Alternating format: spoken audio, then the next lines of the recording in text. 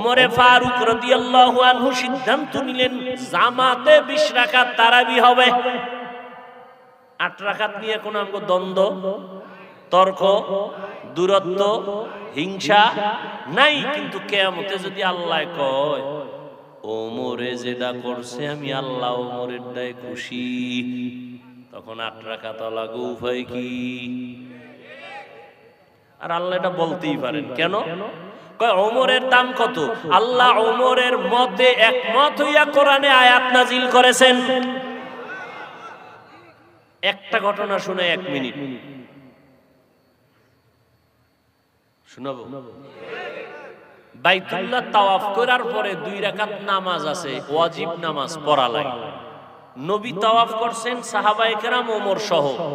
2 রাকাত নামাজ কই পড়বেন? কাবা ঘরের দরজা বরাবর, না জমজম বরাবর, না